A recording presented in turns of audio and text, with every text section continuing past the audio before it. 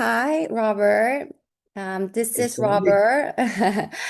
We have a functional pharmacist on the other line. He has been in this functional space for many years, so a lot of pharmacists already know him.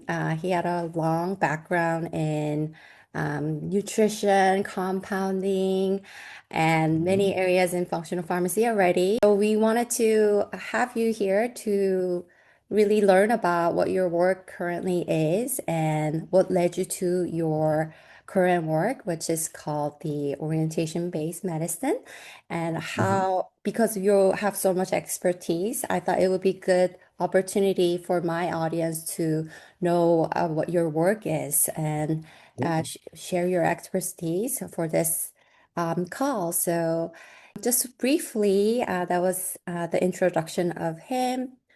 He does have his own practice as well, and he also teaches other practitioners, someone like me also, that I'm learning a lot from him as well, that he now has a orientation-based medicine approach, which helps better navigate the patient's journey in health. So if you don't mind sharing what your work is. Absolutely. So, as you alluded to, I've had a long history. I shudder to say how many years in this space, and everything did keep evolving. I've done everything from applied kinesiology to clinical nutrition, then into functional medicine, lifestyle medicine. And currently, I work in a couple different outlets. So, my partner and I, Dr. Kay Corpus, we have our practice, which is functional medicine based. She runs a women's program, heavy in menopause, things like that. I run the men's program. And I also have my own men's coaching program. And this does lead with a functional medicine lens, but it also gets into the more deeper levels of what's challenging modern men these days. Mm, I've used myself as a primary example in the work going through this whole thing. And as you alluded to, I also train, which I absolutely love, pharmacists like yourself in developing their own programs and their own journey and path. And I think it all needs to be unique. And I think a mm, patient's journey needs to be unique as well. mhm, And, as Kay and I were running our practice, we started to see some hiccups that would come through, mm, such as some patients might get overwhelmed by the mhm, protocols we sent them. Other mhm, patients might get underwhelmed. Now, we've had great success, but a lot of it was dialing in after the fact. Like, what was the response they noticed? Oh, how do we pivot from here to adjust course? mhm, So, as I was going through my own health journey, mental, emotional, spiritual, that whole thing, I didn't come across, I started realizing I was developing my own way of practice. And it was actually Kay that said to me, name it. Like, what would you call it? mm, And I started thinking about it. I'm like, I think it's orientation based medicine because what it is, it recognizes where the patient is when they come to us.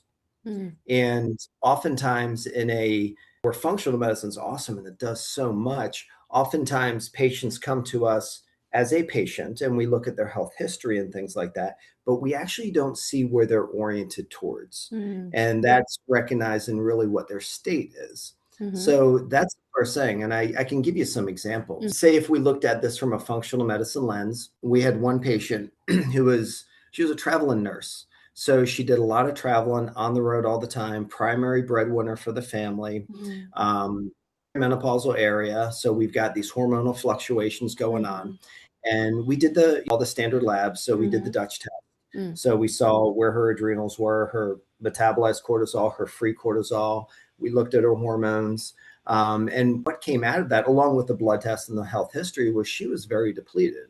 mm, A lot of times we would call this HPA axis dysfunction. mhm, In the past, it used to be called adrenal fatigue, mhm, but essentially she was flatlined on both her mm, cortisol curves as well as her hormones. mm, So in this patient's case, what we didn't recognize was that where she was her capacity. What I like to say is state comes before capacity.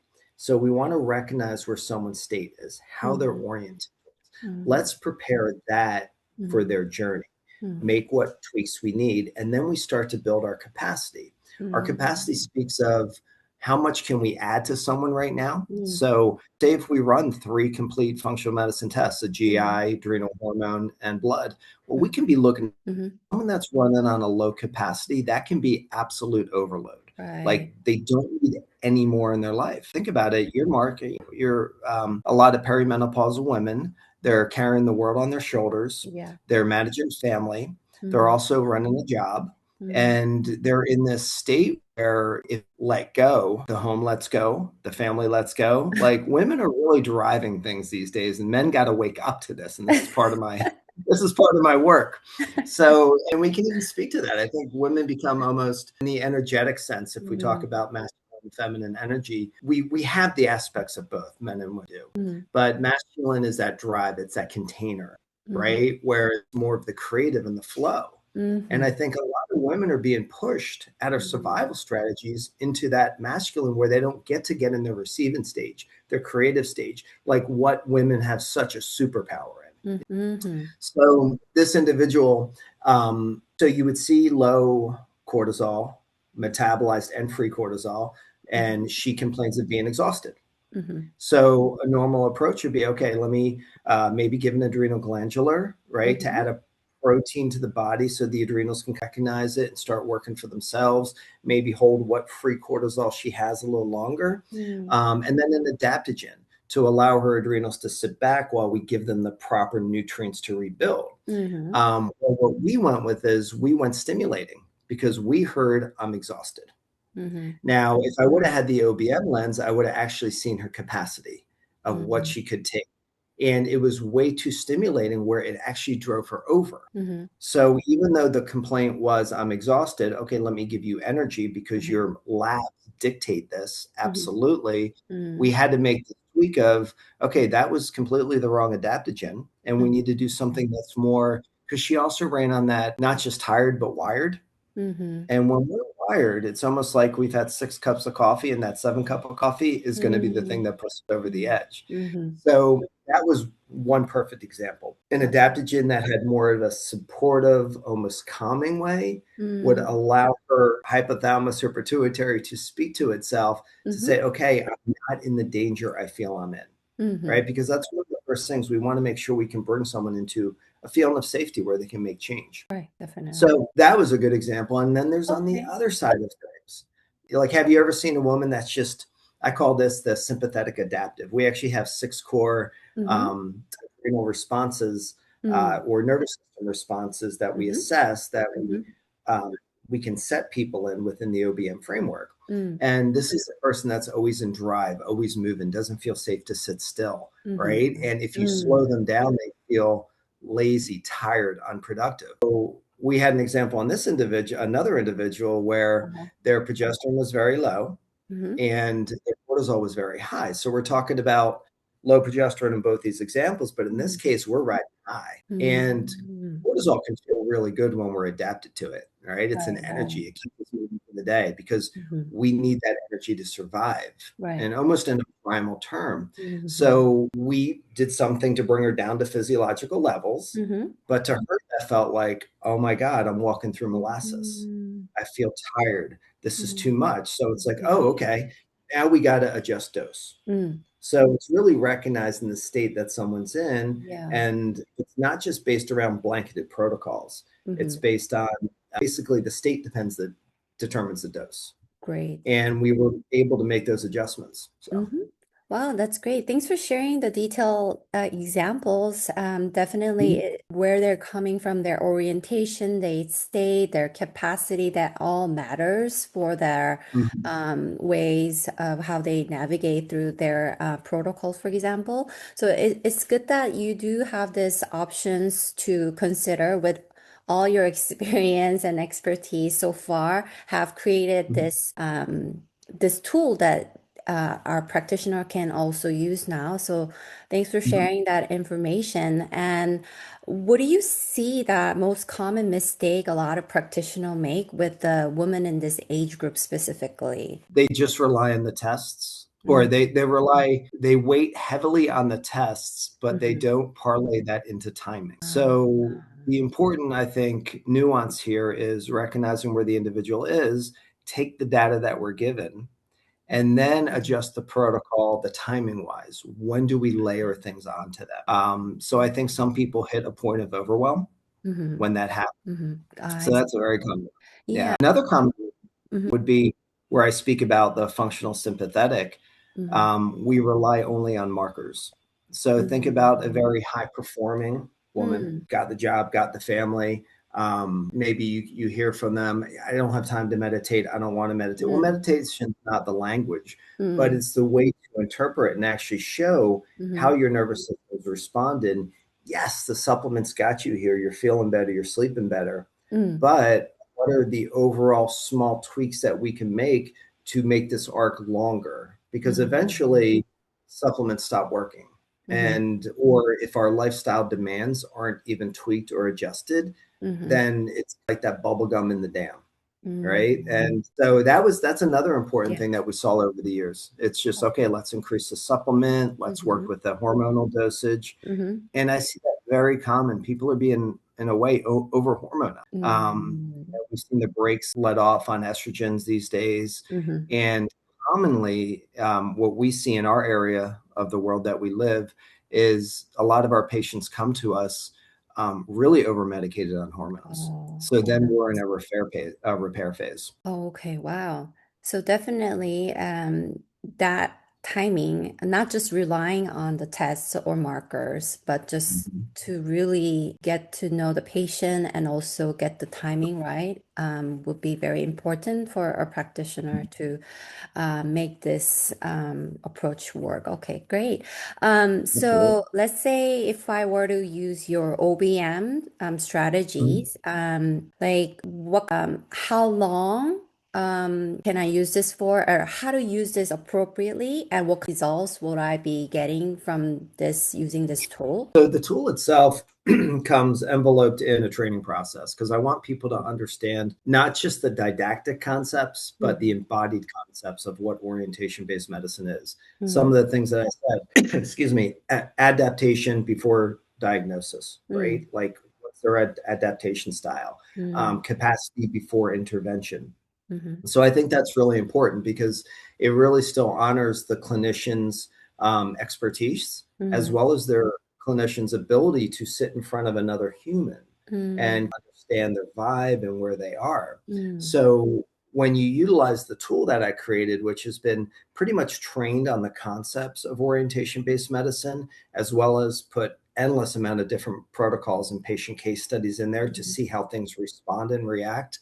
Mhm. I've developed a questionnaire, which is a health history questionnaire, Mhm. similar to ones that we would have in our normal, patient intakes, but Mhm. it's actually driven to assess where their nervous system state is, so we can Mhm. actually understand their state and their capacity. So Mhm. basically, the client fills it out, it Mhm. pops right in there, and Mhm. then it gives you a simple assessment. It gives you a clinician facing assessment. So we as a clinician can look at that, even if it's can put lab markers in there, what we've discovered, where they Mhm. are, where their Mhm. adrenals are.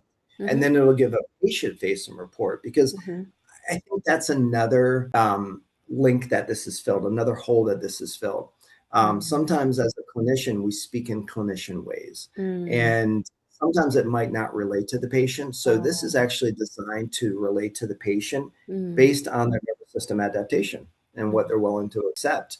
Mhm. It'll even ask questions like, are there stress uh, modifying strategies that you've been curious about? Are there stress modifying Mhm. strategies that you don't like? Mhm. So we can really cue a recommendation for them. So say if someone said, I don't like yoga Mhm. and they're really highly wound. Well, we're not going to Mhm. say restorative yoga. It's going to take that out of the equation, but it's going to find it Mhm. them because once Mhm. again, it's beyond the labs, it's beyond the supplements, and lifestyle is really important. So, Mhm. and then it'll provide a three-phase approach based Mhm. on the patient's intake on how Mhm. they would best Mhm. approach to it. And then, of course, modification from the practitioner. It Mhm. relies on that. This is not something that I ever want to be by itself. I really want it to be a practitioner driven utilization tool. Mm-hmm. Oh, wow, Yeah. great. So this is really looks like a really good tool that they can utilize on top of what they're already doing to better assess the patient, what they have tried and where their states is exactly at so that it can better navigate where it should be going on right timing. So it's great that you have this tool available and offering to other practitioner for better use for their practice. So Well, thank you for sharing that information. I'm so grateful that I got to be able to try this myself for my Sure. clients as well. And I look really forward to utilizing this tool throughout. And just from before they can find your more of your work and your program through your website, correct? I was gonna put this onto the caption, the functionalpharmacy.com. Is that correct? That's correct. And they'll Okay. see up top there's a space for practitioners and there's a Mm-hmm. space for men, like for the men's work that I do and stuff Men's like work. that. Okay. All right. Well, Sure.